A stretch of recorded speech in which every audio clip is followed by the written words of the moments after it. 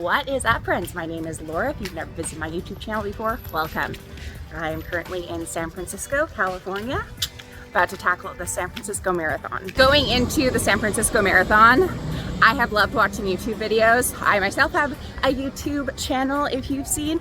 I have done many races, Ironman, a few marathons, lots and lots of mountains, as you've seen, climbed. But I always love being able to watch YouTube videos. So I'm going to document as much as I can. I'm headed to the expo right now. I actually live about an hour from San Francisco, so I figured I'd get up here on the Friday. So many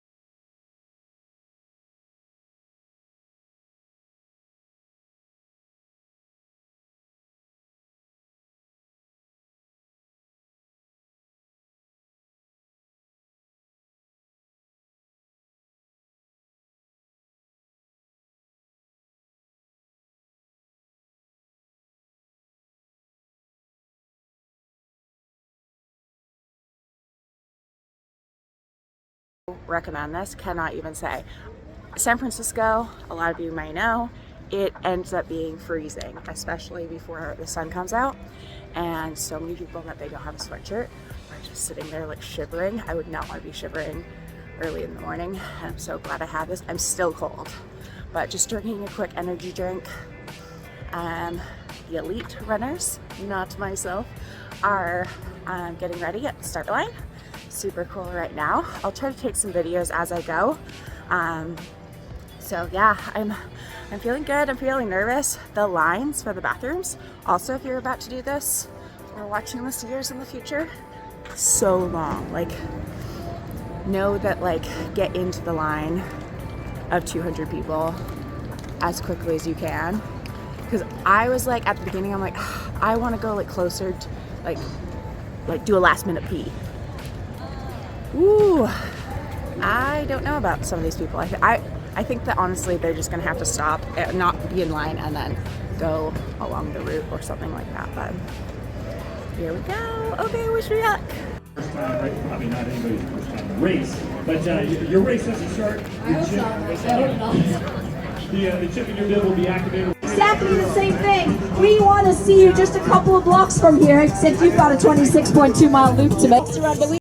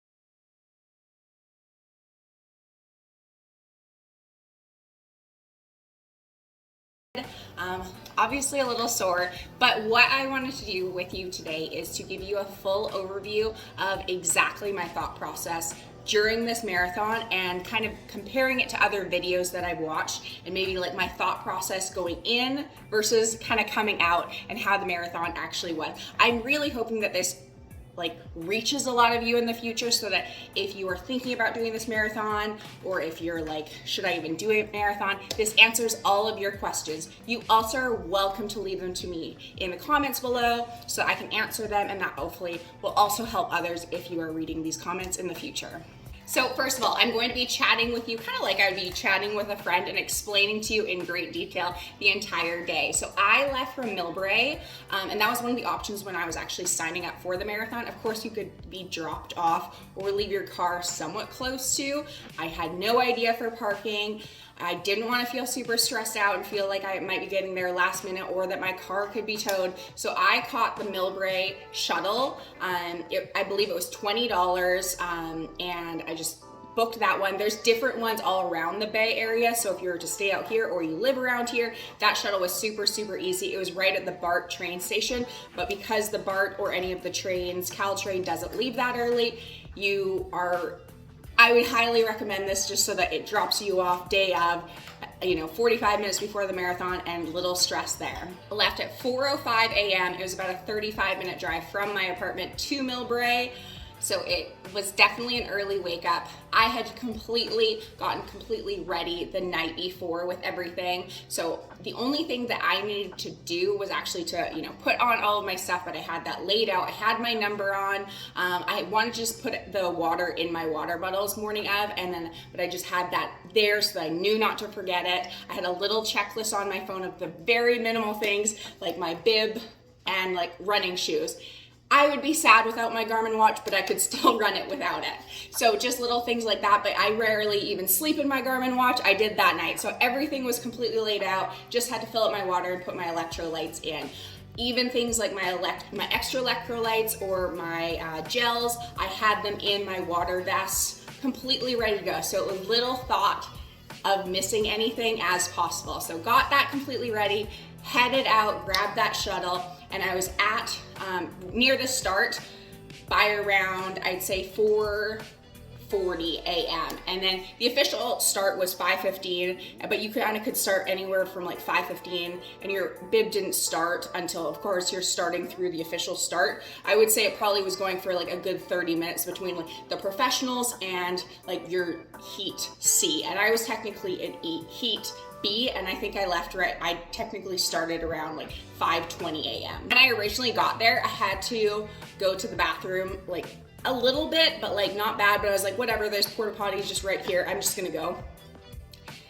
Went in, came out, and headed just to the start so that I like familiarized myself, could take some video of exactly where it was. And then that's when more and more people were coming. And like, think of this, there's 30,000 runners. This place was packed, like I couldn't even believe it. They had so many outhouses, but I would say, I'm sure so many people were like, I'm just gonna, pee quickly last minute before the race. I'm guessing every single person had that mindset, because I would say from 15 minutes before the race started, the line was probably for like just there were different lines throughout like this huge area, maybe close to like 200 people, which is crazy. So just an FYI, I guess, like know that that's gonna be the situation. I don't condone, finding an alley, but I don't really know what a lot of people were like to do in that situation. So I'm so glad that I went ahead of time, and I wish I could get like a last minute pee in, but like I was like, okay, I'm not standing in this line for an hour, so like I'll go. And I think also a lot of people had that mindset, and they're like, it'll just be faster if I'd still go, and like it takes time and go on the course, because as you saw in those videos, the lines were insane the entire way for every single outhouse that like there'd be 4, and there would be a line of 20 people. So anyways, just wanted to like be clear and let you know on a 5-minute rant about peeing before you go, but know that there will be this insanely long line. So many people starting, it might be like a super slow first few miles. I will totally say I didn't find it too insane, because when it started, there not only was a huge street that you could, you know, go anywhere, there was also a really large sidewalk in which you could also run on, and it was just flat, and everyone was kind of just like taking their time going in. It's kind of like just this nice 9 to 10 minute mile pace, and that's exactly what I wanted to start with. I really haven't gotten into it in like this video, but I have been dealing with a hamstring injury, so I knew I kind of wanted to baby my first few miles to feel fully warmed up anyways, and I'm glad I did. And I was never going for this insane time because I've been super injured, but yeah, so it was just kind of a nice getting into the feel of it. The first 10K are really nice and quite flat.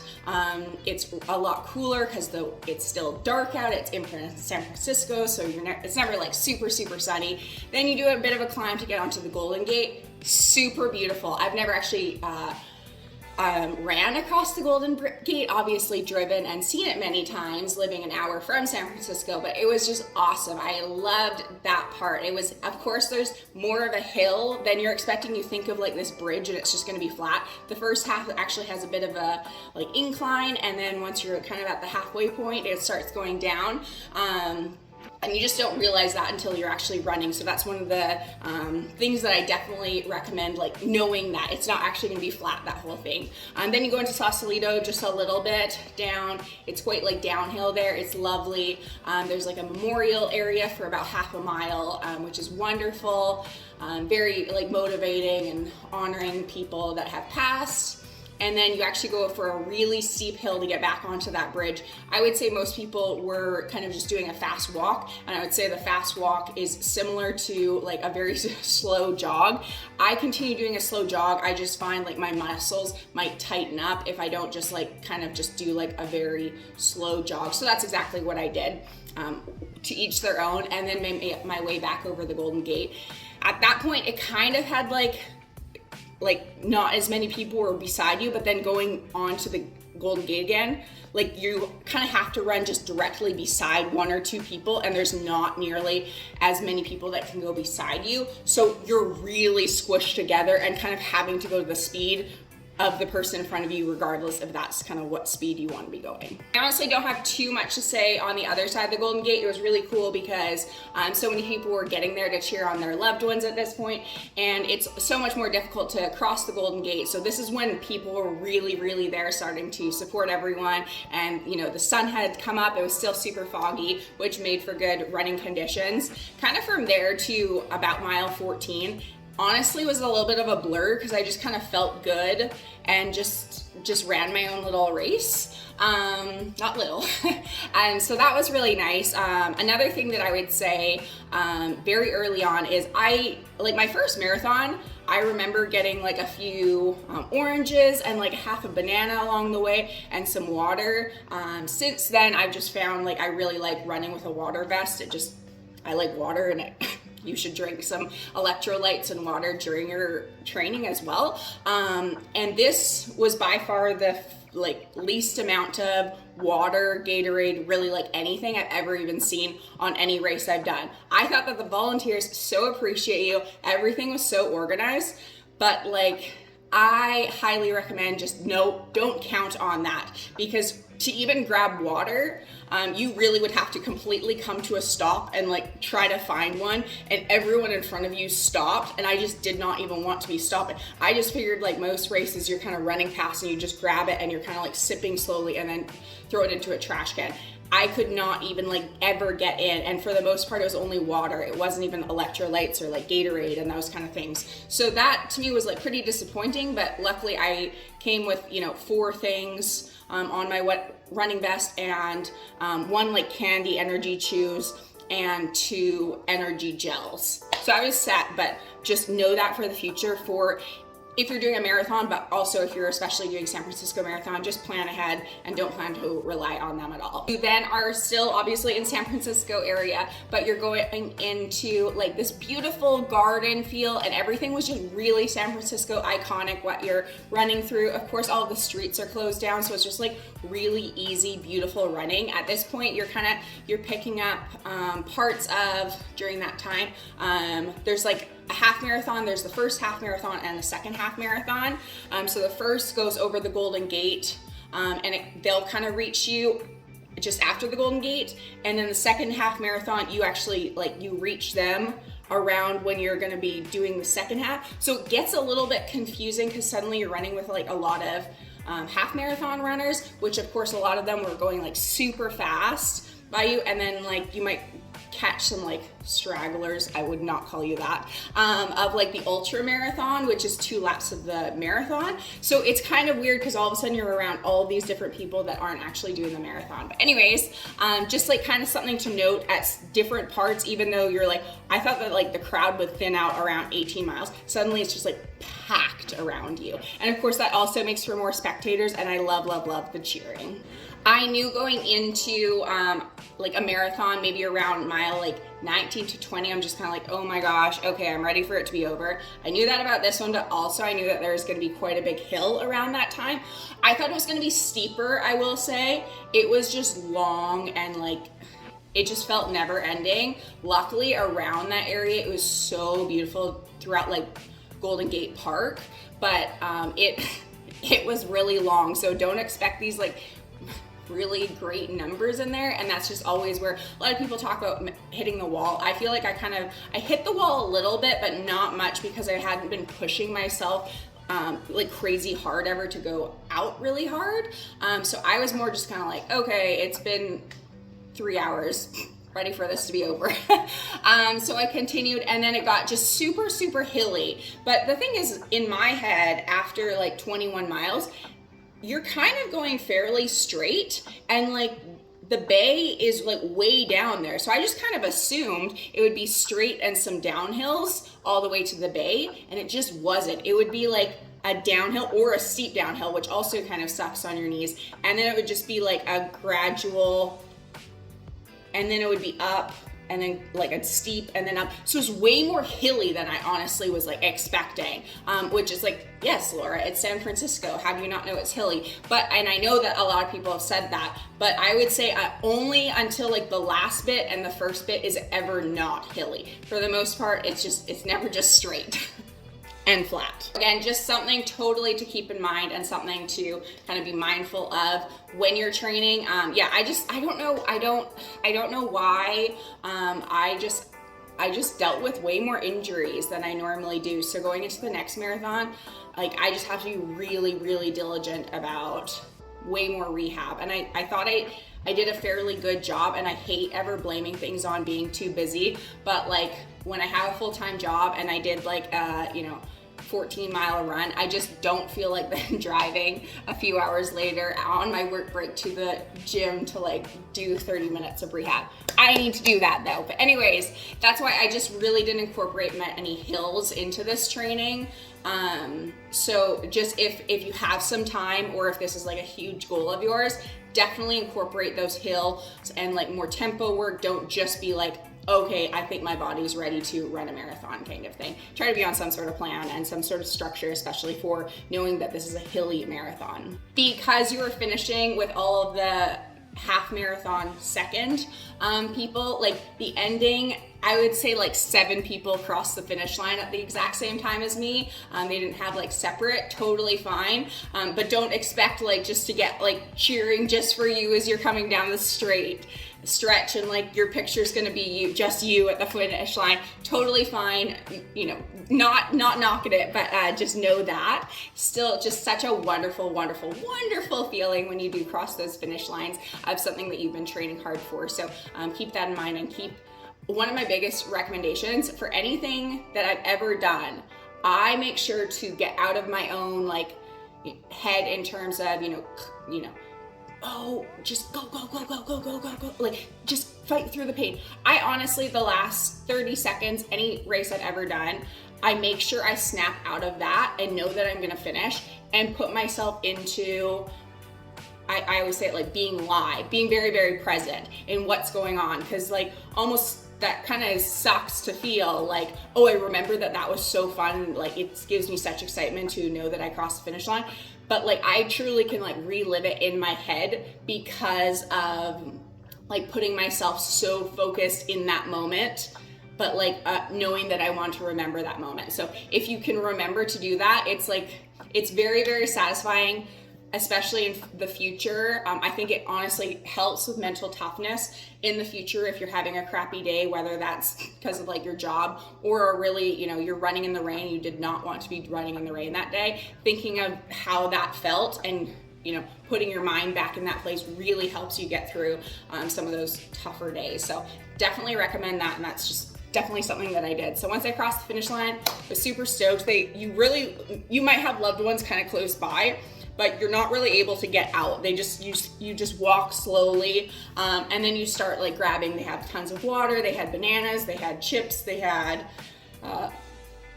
protein bars, and then you get your medal. And then, then you kind of continue walking back to the start. So it's probably about a quarter of a mile until you kind of can get out a little bit more.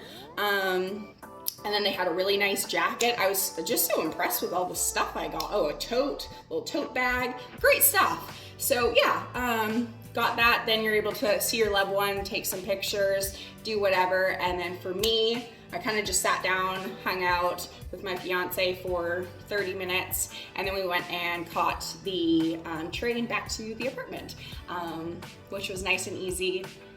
Yeah, didn't have to find our car or be worried about all the traffic, so that just made it very nice and easy. I did try to get quite a bit of footage. I'm sure I could have gotten away more, but for me, that obviously was not my focus, but I did want to get this video out also as quickly as possible, just to give you some like full recommendations on not only the marathon itself, but once I finished it, but also just during it, like what it actually looked like. And I really appreciate when people put out these videos. It really helps me know if like, oh, that marathon's for me or that's not, or once I've signed up, what to exactly expect. So I hope that this did do that for you. If you have any questions, please leave them in the comments below. I will make sure to get to those. Thank you so, so much for watching.